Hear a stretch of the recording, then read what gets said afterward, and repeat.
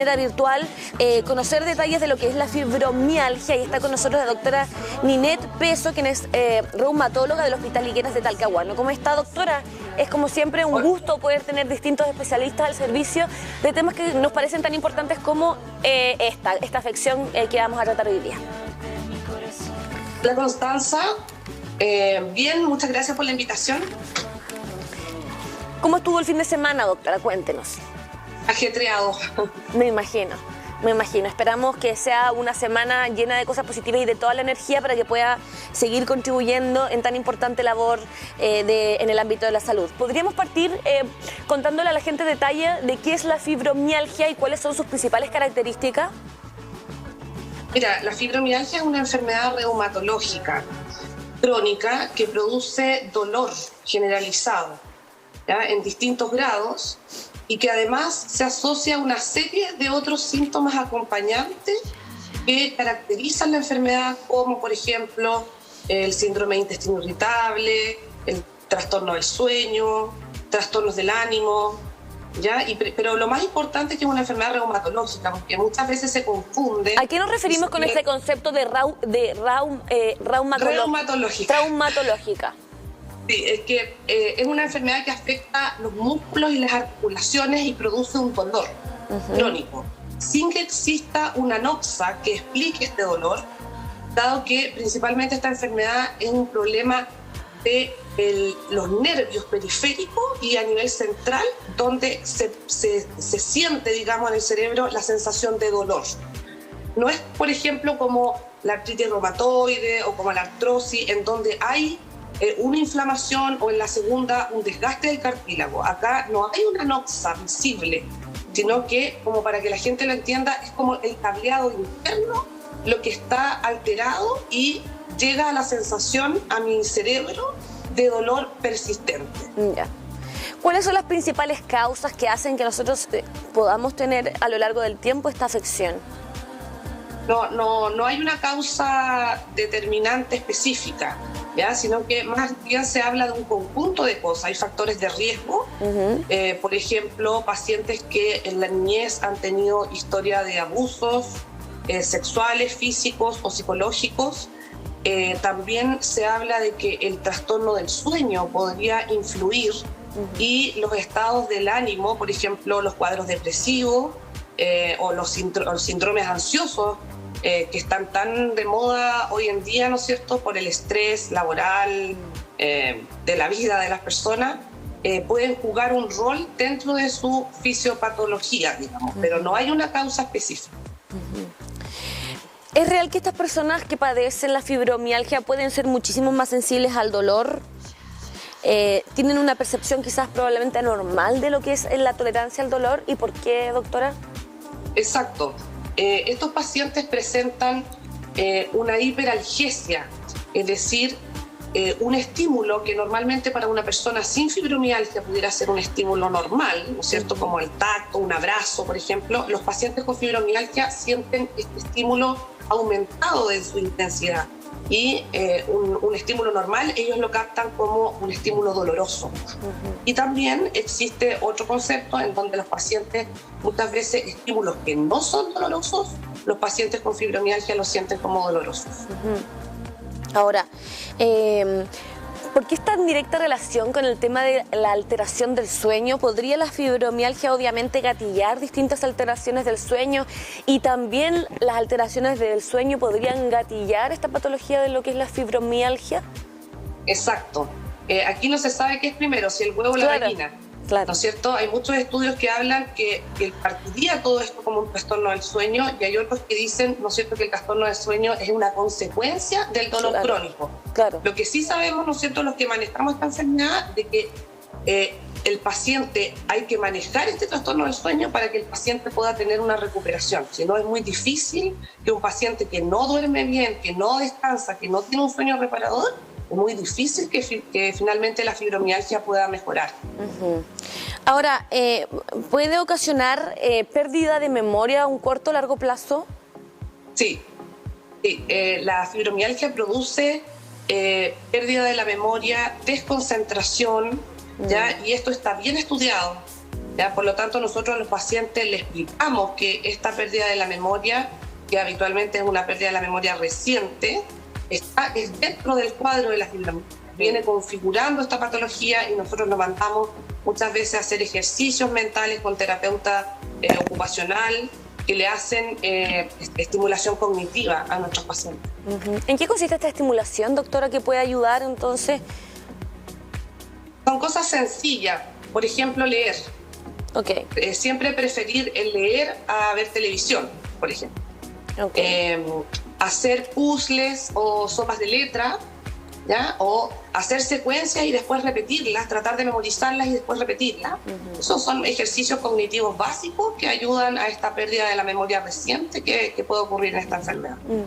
¿Cuáles son los tratamientos preparados hoy día para justamente la gente que está frente a esta afección, a esta patología? Hay varios tratamientos. Existe un grupo de medidas que son no farmacológicas. Nosotros siempre tratamos a nuestros pacientes de no indicar tantos fármacos por los efectos adversos, por las interacciones que puedan tener. Recordemos que muchas veces estos pacientes tienen otras enfermedades, son hipertensos o diabéticos o tienen depresión. Entonces, hay un grupo de indicaciones que son no farmacológicas y dentro de esas está mejorar la calidad del sueño, ¿ya? Hacer ejercicio en forma regular, 2 o 3 veces por semana, ojalá ejercicios aeróbicos donde uno moje la camiseta. Claro. No es un ejercicio suave, ojalá hacer un ejercicio intenso. Claro. Tratar también todos los trastornos del ánimo asociados a esta enfermedad, la depresión, el síndrome ansioso. Y bueno, si nada de eso resulta, grupos de autoayuda también me faltó. Eso es muy importante, los grupos de autoayuda, sobre todo los que son grupales. Es importante para los pacientes saber que no están solos en esta enfermedad. Es una enfermedad muy frecuente que actualmente puede afectar al 7% de la población. Y por otro lado tenemos la terapia farmacológica, donde las bases o los pilares del tratamiento son, por ejemplo, la pregabalina, que es un antiepiléptico, que nació como antiepiléptico, pero que finalmente nosotros sabemos que es un modulador del dolor crónico. ¿Ya? En la pregabalina, y lo mezclamos muchas veces con algunos antidepresivos también, que no son tan buenos antidepresivos, pero sí ayudan mucho al dolor. Por ejemplo, la duloxetina, de la terapia básica. Y además, sobre eso se pueden usar analgésicos básicos o suaves, como el paracetamol, o muchas veces la combinación de paracetamol con algunos opiáceos débiles como el tramadol. Ok. También queríamos saber, doctora, sobre si con el tiempo se va haciendo más intensa esta enfermedad. ¿Qué pasa si no hay tratamiento y quizás no se conoce sobre la afección que estamos teniendo? ¿Qué podría ocasionarnos finalmente si es que no tomamos la alternativa de las opciones que nos ha dado con respecto a los tratamientos? Mira, esta enfermedad, como una enfermedad crónica, puede producir grandes alteraciones en todas las esferas de la vida del paciente, partiendo por la esfera familiar. Es una enfermedad poco comprendida porque no hay un daño visible. Tú no ves una articulación inflamada, claro, o ¿me entiendes? Entonces, muchas veces las pacientes son incomprendidas incluso dentro del círculo familiar. Claro. Que son alaracos, que siempre estamos alegando. Esas son las principales cosas que se dan cuando obviamente no se ve un dolor físico real, sino que muchas veces ellos no saben comprender lo que les está pasando. Exactamente. Entonces, lo primero hay una intervención familiar para que todo el mundo dentro de su núcleo entienda de qué es lo que estamos hablando. Okay. Y bueno, los pacientes pueden tener consecuencias a nivel familiar, pueden tener consecuencias a nivel psicológica. Como te digo, tener dolor crónico puede conllevar a trastornos del ánimo y viceversa. Bueno, otras veces ya francamente interfiere en la calidad de vida, en la actividad laboral del paciente. Por lo tanto, es importante que los pacientes consulten, se traten, ¿ya? Y como te digo, hay una intervención no solamente del paciente, sino que de todo su entorno. Me gustaría también saber desde qué edad se podría presentar la fibromialgia. ¿Hay una edad más o menos de la que se puede hablar o incluso en los niños también se podría generar? Sí, mira, la edad más frecuente es entre los 40 y 50 años y mucho más frecuente en las mujeres que en los hombres. ¿ya? Como te hablaba yo, la prevalencia de esta enfermedad ha aumentado enormemente en los últimos años, alcanzando incluso hasta un 7% de la población. Y en las edades extremas de la vida, ya sea en la niñez o en el adulto mayor, es mucho más infrecuente, pero también se puede presentar en las etapas, por ejemplo, en la adolescencia, a partir de los 13, 14 años. Tenemos pacientes que también, los pediatras, ahí los ven los reumatólogos pediatras, los que manejan a estos niños, pero también se puede ver en la niñez y también con más frecuencia en los adultos mayores, sobre los 65 años. Es mayor frecuente en las mujeres justamente por el maltrato psicológico y físico que muchas vamos viviendo a lo largo del tiempo y que se hace súper normal y que hay que simplemente ir aguantando como una gran mochila que se va llevando tanto psicológica como físicamente.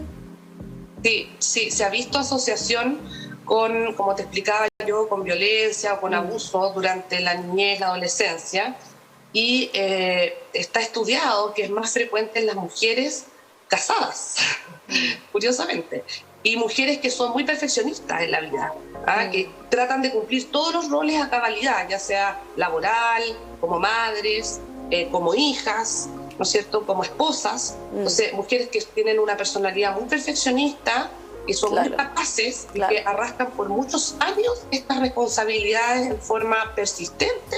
En ese grupo de pacientes es donde esta enfermedad es más frecuente. Ese es un tema que vamos a abordar psicológicamente entonces en un espacio posterior para que justamente podamos ir analizando esa temática que nos parece muy importante también.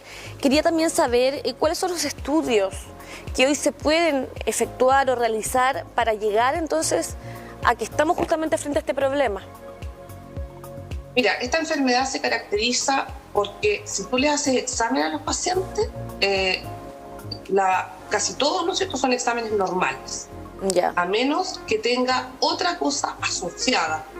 Por ejemplo, que sea una fibromialgia asociada a una artritis reumatoide o sea una fibromialgia asociada a un lupus eritematoso sistémico.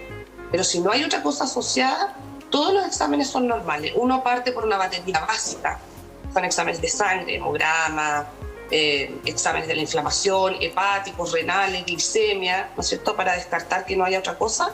Y muchas veces, como el dolor es generalizado, es difícil pedir un examen imagenológico de todas las partes del cuerpo, ¿ya? Por lo tanto, esta enfermedad es un diagnóstico clínico.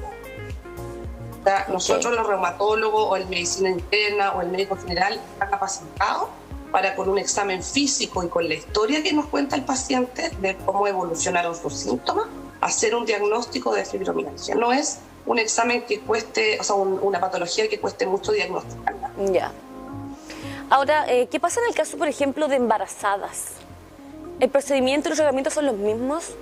No, en las embarazadas, bueno, es difícil que una fibromialgia debute en el embarazo. Habitualmente las pacientes embarazadas también andan preocupadas de otras cosas, hacerse sus ecografías perinatales, etc. Pero cuando tenemos una paciente que tiene el diagnóstico previo y se embaraza, primero tiene que ser un embarazo planificado. ¿Ya? Tiene que ser planificado por lo menos unos 6 meses antes, en donde uno va bajando las dosis de estos fármacos que te conversé, que están contraindicados en el embarazo. Y nos quedamos con la terapia básica de ejercicio, kinesioterapia, paracetamol, que es lo que pueden usar las embarazadas durante su periodo de gestación. Lamentablemente no podemos usar otro tipo de fármaco durante el embarazo. Quería saber también qué pasa con el exceso de fármacos. Somos buenos para automedicarnos, ya me duele el hombro, la cabeza, vamos automedicándonos. ¿Qué puede ocasionar si justamente estamos frente a la fibromialgia y estamos automedicando y automedicando? Bueno, intoxicación principalmente con algunos medicamentos o dependencia. Por lo tanto, aquí lo importante es tener un tratamiento crónico. No que los pacientes tomen fármacos solamente cuando sienten un dolor muy intenso y eso lo van repitiendo en el tiempo. Entonces, ¿qué pasa? Que esta enfermedad avanza este dolor, se vuelve como independiente, digamos, y perjudica más al paciente. Entonces, lo que en el fondo, lo que tenemos que saber como paciente es que nosotros tenemos que controlarnos en forma crónica. Un control cada 3 o 6 meses con nuestro médico tratante y tener una terapia básica de tratamiento, pero que sea permanente. Es como enfermedad crónica, al igual que ser hipertensa o ser diabética, que se toma sus medicamentos para la presión o para el azúcar. Nosotros a nuestros pacientes le decimos lo mismo. El tratamiento de la fibromialgia tiene que ser un tratamiento permanente y crónico.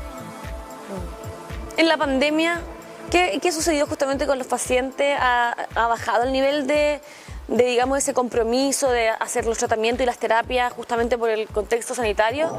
¿O ya se ha ido retomando con mayor frecuencia todo este trabajo que se realiza? Claro, durante la pandemia tuvimos pacientes que tuvieron sus controles muchísimo más alejados o algunos definitivamente dejaron de asistir a control, pero ya en la medida que hemos retomado la normalidad y que las pacientes vuelven a su trabajo en forma presencial, hemos tenido una recuperación de todos estos pacientes que teníamos, entre comillas, perdidos. Ya. ¿Algunos consejos finales, doctora, para todas las personas que hoy día nos están viendo, que están quizás hace poquito diagnosticadas, que todavía quizás no lo saben y tienen quizás los síntomas que corresponden a la fibromialgia? Bueno, primero que busquen ayuda. No es bueno tener dolor crónico. Nosotros antes, los doctores, quizás no le dábamos tanta importancia al dolor crónico, pero ahora el dolor crónico es una enfermedad per se y hay que tratarla, porque si uno no la trata, como te explicaba anteriormente, esto se puede independizar y el paciente sigue sintiendo dolor. Entonces, y además afecta a otras esferas como el trastorno del sueño, como trastornos del ánimo. 50% de las pacientes con fibromialgia tienen asociada una depresión, por ejemplo. Entonces, lo importante es tratarse. Y el segundo llamado yo le haría a las familias de las pacientes con fibromialgia, ¿ya? Porque esta es una enfermedad relativamente nueva y es una enfermedad muy incomprendida, no solamente por el personal de salud, sino que también por la familia más cercana de los pacientes.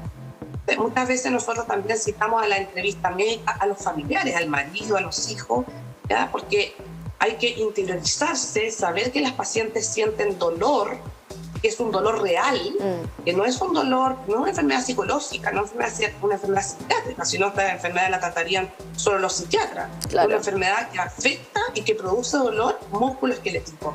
Que a la familia y sobre todo el apoyo familiar es muy importante para estas pacientes. Agradecerle, doctora, por la posibilidad de hoy día poder conversar con usted sobre esta patología. Vuelvo a decirle que tenga una gran semana por delante y muchas gracias por contribuir a este espacio donde intentamos acompañar a la gente, intentamos obviamente educar a la gente con respecto a patologías como esta, así que le vaya muy bien. Muchas gracias a ti, Constanza. Nosotros junto con nuestro especialista entonces nos vamos a una pausa comercial para ir a seguir con todo lo que nos queda en este día especial de la salud aquí en el Matinal Siempre Juntos. No se